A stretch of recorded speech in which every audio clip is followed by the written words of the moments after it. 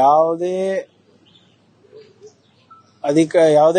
ಮಂತ್ರಿಗೆ ಯಾವ ಜವಾಬ್ದಾರಿ ಕೊಡಬೇಕನ್ನೋದು ಮಾನ್ಯ ಮುಖ್ಯಮಂತ್ರಿಗಳ ವಿವೇಚನ.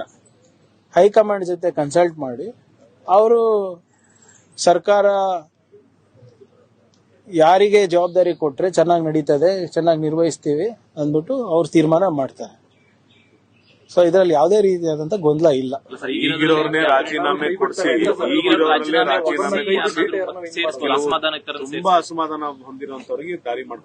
ನೋಡಿ, ನಾನು ಮೊನ್ನೆ ಕೂಡ ಇದೇ ಹೇಳಿದ್ದೀನಿ.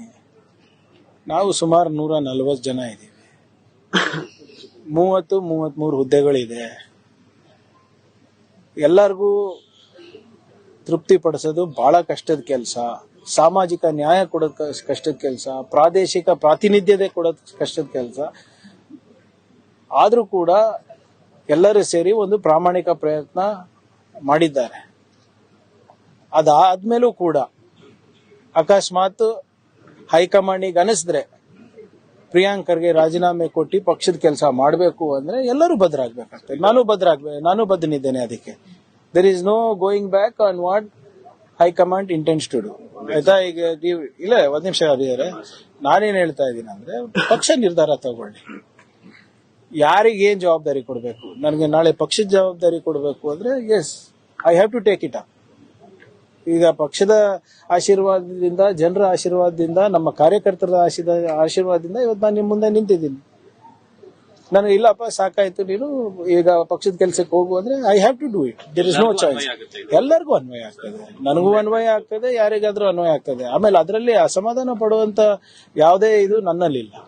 ಲೇಟೆಸ್ಟ್ ಎಕ್ಸಾಂಪಲ್, ಈ ಕೃಷ್ಣಪ್ಪ ಅವ್ರ ಮನೆಗೆ ಡಿ.ಕೆ ಅವರು ಹೋದ್ರು, ಹರಿಪ್ರಸಾದ್ ಅವರು ಹೋದ್ರು, ಸುರ್ಜೇವಾಲಾ ಅವರು ಹೋದ್ರು. ಅವ್ರು ಹೇಳ್ತಿರೋದು ತುಂಬಾ ಕ್ಲಿಯರ್ ಇದೆ, ಮಿನಿಸ್ಟರ್ ಕೊಡ್ಬೇಕಿತ್ತು, ಕೊಟ್ಟಿಲ್ಲ. ಮುಂದಿನ ದಾರಿ ನಮಗೆ ಗೊತ್ತಿದೆ ಅಂತ ಬಹುತೇಕ ಮಾತಾಡೋರೆಲ್ಲರೂ ಕೂಡ ಮುಂದಿನ ದಾರಿ ನಮಗೆ ಗೊತ್ತಿದೆ ಅಂತ ಪರೋಕ್ಷವಾಗಿ ಹೇಳ್ತಿರೋದು. ನಾವು ಇಂಡಿಪೆಂಡೆಂಟ್ ಆಗೋ ಅಥವಾ ಬೇರೆ ಪಾರ್ಟಿ ಜೊತೆ ಹೋಗ್ತೀವಿ ಅಂತ. ಇದು ನೋಡಿ, ಯಾರು ಏನ್ ಹೇಳ್ತಾ ಇದಾರೆ ಅದಕ್ಕೆ ಬೇರೆ ರೀತಿಯಾದಂತ ಅರ್ಥ ತಾವು ಮಾಧ್ಯಮದವರಾಗ್ಲಿ ಅಥವಾ ನಾನು ಪಕ್ಷದ ಕಾರ್ಯಕರ್ತನಾಗ್ಲಿ ನಾನು ಹೇಳಕ್ ಆಗೋದಿಲ್ಲ.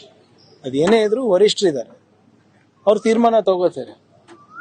ಕೃಷ್ಣಪ್ಪ ಸಾಹೇಬ್ರ ಅನುಭವನೂ ಬೇಕು ನಮಗೆ, ಪ್ರಿಯ ಕೃಷ್ಣ ಅವರ ಯುವ ಉತ್ಸಾಹನೂ ಬೇಕು ನಮಗೆ. ಅದು ಬರೀ ಇವರಿಬ್ಬರಿಗೆ ಸೀಮಿತ ಅಲ್ಲ, ನಮಗೆ ಎಲ್ಲಾ 100 ಜನ ಸೇರಿದ್ರೆ ತಾನೇ ನಾವು ಪಕ್ಷ ಕಟ್ಲಿಕ್ಕೆ ಆಗಬೇಕಾಗತ್ತೆ. Everybody is important to us. ಖಾತೆ ಹಂಚಿಕೆ ಯಾಕೆ ವಿಳಂಬ ಆಗ್ತಿದೆ ಅಂತ? ಯಾಕಂದ್ರೆ 4 ದಿನ ಆಯ್ತು ಪ್ರಮಾಣ ವಚನ ಸ್ವೀಕಾರ ಮಾಡಿ, ಇನ್ನು ಕೂಡ ಖಾತೆ ಹಂಚಿಕೆಗಳಾಗಿ ಸೆಷನ್ ಇದೆ. ಇಲ್ಲ, ಖಂಡಿತವಾಗಿ ತಾವು ಹೇಳೋದು ನಿಜ ಇದೆ. ಒಂದ್ ವಾರ ಟೈಮ್ ಕೊಟ್ರೆ ಎಲ್ಲರಿಗೂ ಅವರವರ ಇಲಾಖೆ ಬಗ್ಗೆ ಹೆಚ್ಚು ಮಾಹಿತಿ ಪಡೆದು ಸದನದಲ್ಲಿ ಇನ್ನ ಕಟ್ಟುನಿಟ್ಟವಾಗಿ ವ್ಯವಸ್ಥಿತವಾಗಿ ಏನು ವಿರೋಧ ಪಕ್ಷದವ್ರು ಇರ್ಬೋದು, ಸಾರ್ವಜನಿಕರ ಪ್ರಶ್ನೆಗಳಿಗೆ ಉತ್ತರ ಕೊಡಬಹುದಾಗ್ತದೆ.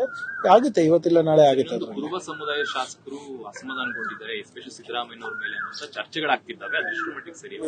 ನೋಡಿ, ಅದು ನಾನು ಹೇಳಿಲ್ವಾ, ಸಾಮಾಜಿಕ ನ್ಯಾಯ ಕೊಡೋದು ಬಹಳ ಕಷ್ಟ ಇದೆ. ಆದ್ರೂ ಕೂಡ ಒಂದು ಪ್ರಯತ್ನ ಮಾಡಿದೆ. ಹಿಂದೆ ಕೂಡ ಕ್ಯಾಬಿನೆಟ್ ನಲ್ಲಿ ಎಷ್ಟು ಜನ ಇದ್ರು ಕುರುಬ ಸಮುದಾಯದವರು? ಸಿಎಂ ಅವರೇ ಇದ್ರು, ಪ್ಲಸ್ ಭೈರತಿ ಸಾಹೇಬ್ರು ಇದ್ರು, ಇಬ್ರು ಇದ್ರು. ಈಗಲೂ ಅದೇ ನಮ್ಮ ನ್ಯೂಮರಿಕಲಿ ಅದೇ ಕಂಟಿನ್ಯೂ ಆಗಿದೆ. ನಾ ಹೆಚ್ಚು ಬೇಕಂತ ಎಲ್ಲಾ ಸಮುದಾಯದಗಳು ಬೇಡಿಕೆ ಇರ್ತದೆ. ಯಾಕಂದ್ರೆ ಅಧಿಕಾರ ಸಿಕ್ಕಿದ್ರೆ, ಒಂದು ಕುರ್ಚಿ ಸಿಕ್ಕಿದ್ರೆ ಸಮಾಜಕ್ಕೆ ಇನ್ನ ಹೆಚ್ಚು ಬಲ ಬರ್ತದೆ, ಇನ್ನ ಹೆಚ್ಚು ರೀತಿಯಾಗಿ ನಾವು ಸೇವೆ ಮಾಡಬಹುದು ಅಂತ ಎಲ್ಲಾ ಸಮುದಾಯದ ಜನರಿಗೂ ಇದೇ ಇರ್ತದೆ.